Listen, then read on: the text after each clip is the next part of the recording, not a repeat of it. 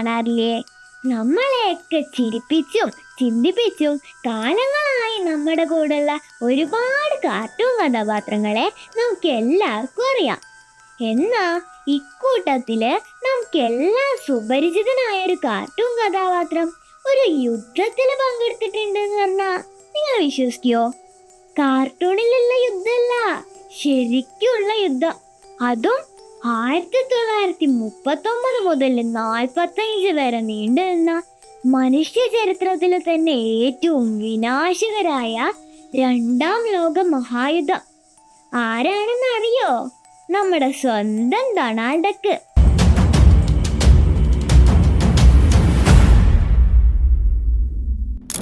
Pearl Harbor ആക്രമണത്തിന് ശേഷം America കൂടി ഈ യുദ്ധത്തിൽ പങ്കാളിയായതോടെ അതുവരെയുള്ള പ്രശ്നങ്ങള് പിന്നെയും സങ്കീർണമായി മാറി. ലോകം തന്നെ 2 ചേരികളായി തിരിഞ്ഞു പോരാടിയപ്പോ യുദ്ധം ജയിക്കാൻ ആയുധങ്ങൾ മാത്രം പോരാന്ന് അമേരിക്ക ചിന്തിക്കാൻ തുടങ്ങി. യുദ്ധസമയത്ത് ജനങ്ങളുടെ മനസ്സ് കീഴടക്കാനും രാജ്യത്തോടുള്ള കൂറ് വർദ്ധിപ്പിക്കാനും യുദ്ധത്തിന്റെ ആവശ്യകത ബോധ്യപ്പെടുത്താനും ഒക്കെ ഒരാളെ യുദ്ധത്തിലേക്ക് ഇറക്കാൻ സർക്കാർ തീരുമാനിച്ചു. അയാളാണ് നമ്മുടെ ഡൊണാൾഡ് ഡക്ക്. വലിയ വലിയ ബുദ്ധിജീവികളും കേമന്മാരായ ഉദ്യോഗസ്ഥരൊക്കെ ഉണ്ടായിട്ടും എന്തിനാണ് ഒരു കാർട്ടൂൺ കഥാപാത്രത്തെ ഇതിനായി തെരഞ്ഞെടുത്തത്? അതും ഡൊണാൾഡ് ഡക്കിന് തന്നെ. അതിന് ചില കാരണങ്ങളുണ്ട്. 1930കളുടെ തുടക്കത്തില് ഡിസ്നിയുടെ സ്റ്റുഡിയോയിൽ മിക്കി മൗസ് ആയിരുന്നു ശരിക്കും താരം. എന്നാ മിക്കിയെ എപ്പോഴും എല്ലാം തികഞ്ഞ പൊതുവെ ശാന്തനും സ്വല്പം ഗൗരവക്കാരനായ ഒരു നായകനായിട്ടാണ് ഡിസ്നി കാണിച്ചിരുന്നത്. പ്രേക്ഷകർക്ക് തങ്ങളെപ്പോലെ തോന്നിപ്പിക്കണ കുറച്ചുകൂടി മനുഷ്യ സഹജായ വികാരങ്ങളൊക്കെ കാണിക്കണ ഒരു കഥാപാത്രത്തെ വേണമെന്ന് ചിന്തിച്ചിട്ടാണ് Disney 1934 the wise little hen എന്ന ചിത്രത്തിലൂടെ ഡൊണാൾഡ് ഡക്കിനെ കൊണ്ടുവരുന്നത്. ക്ലാരൻസ് നാഷിന്റെ ശബ്ദത്തില് പെട്ടെന്ന് ദേഷ്യം വരണം, മടിയുള്ള ഇടയ്ക്കിടെ അബദ്ധങ്ങൾ പറ്റണ ഡൊണാൾഡിനെ ആളുകൾക്ക് നല്ലോണം ഇഷ്ടമായി. നമ്മുടെ എല്ലാവരുടെയും ഉള്ളിലുള്ള ദേഷ്യവും നിരാശയും അബദ്ധങ്ങളും ഒക്കെ ആ ചെറിയ താറാവിൽ കണ്ടപ്പോ പ്രേക്ഷകർ ഡൊണാൾഡിനെ ഒരാളെ പോലെ കാണാനും തുടങ്ങി. പതുക്കെ മിക്കിയേക്കാൾ ജനപ്രീതി ഡൊണാൾഡിന് ലഭിക്കുകയും ചെയ്തു.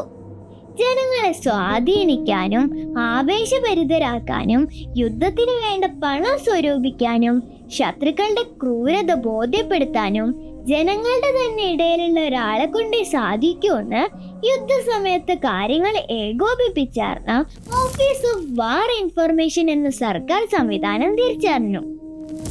അതിന് ഡൊണാൾഡ് ഡക്കിനെ തെരഞ്ഞെടുത്ത സങ്കീർണമായ വിഷയങ്ങൾ വരെ എളുപ്പത്തിൽ സാധാരണക്കാരിലേക്ക് എത്തിക്കാൻ പറ്റുമെന്ന് അവർക്ക് മനസ്സിലായി. അക്കാലത്ത് സാമ്പത്തികമായി തകർന്നു നിന്നിരുന്ന ഡിസ്നി സ്റ്റുഡിയോ അങ്ങനെയാണ് ഗവൺമെന്റിന്റെ ആവശ്യപ്രകാരം യുദ്ധകാല പ്രചരണ ചിത്രങ്ങൾ നിർമ്മിക്കാനുള്ള കരാറിൽ ഏർപ്പെടുന്നത്. 1943 പുറത്തിറങ്ങിയ ദ ഫ്യൂറിയസ് ഫേസ് എന്ന സിനിമ അമേരിക്ക ഇറക്കിയ ഒരു രാഷ്ട്രീയ ആയുധമായിരുന്നു. നാസി ജർമ്മനിയിലെ ഒരു ഫാക്ടറിയിൽ അടിമയെ പോലെ ജോലി ചെയ്യുന്ന ഡൊണാൾഡിനെയാണ് അതിൽ കാണിച്ചിട്ടുള്ളത്. ഹിറ്റ്ലറുടെയും മുസോളിനിയുടെ ഒക്കെ മുന്നിൽ സല്യൂട്ട് ചെയ്ത് വിശ്രമില്ലാതെ പണിയെടുക്കുന്ന ഡൊണാൾഡ് ഡക്ക് നാസി ഭരണത്തിന്റെ ക്രൂരതയെ വളരെ ലളിതമായി ജനങ്ങൾക്ക് കാണിച്ചു കൊടുത്തു. പിന്നീട് ഇറങ്ങിയ ദ സ്പിരിറ്റ് ഓഫ് 43 എന്ന സിനിമയിലൂടെ യുദ്ധകാലത്ത് നികുതി അടയ്ക്കേണ്ടതിന്റെ പ്രാധാന്യം വളരെ രസകരമായി ഡൊണാൾഡിനെ കൊണ്ട് ജനങ്ങളെ പഠിപ്പിച്ചു. കമാൻഡോ ഡക്ക് പോലുള്ള സിനിമകളിലൂടെ ശത്രുക്കളെ നേരിടാൻ ഒരു സൈനികനായും ഡൊണാൾഡിനെ വേഷമിടിച്ചു. സാധാരണക്കാരും യുദ്ധത്തിന്റെ ഭാഗമായി മുന്നോട്ട് വരാൻ ഈ സിനിമകൾ വളരെയധികം ആ കാലത്ത് കാരണമായി. 1945 യുദ്ധം അവസാനിച്ചതോടെ ഇത്തരം പ്രചരണ ചിത്രങ്ങളുടെ ആവശ്യമില്ലാണ്ടായി. അതോടെ ഡൊണാൾഡ് ഡക്ക് പതുക്കെ തന്റെ പഴയ കുസൃതികളിലേക്കും തമാശകളിലേക്കും മടങ്ങിപ്പോവുകയും ചെയ്തു. എന്നാലും ഒരു കാർട്ടൂൺ കഥാപാത്രത്തിന് പോലും ഒരു രാജ്യത്തിന്റെ ചിന്താഗതിയും വികാരങ്ങളെ സ്വാധീനിക്കാൻ കഴിയുമെന്ന് ഇത് തെളിയിച്ചു.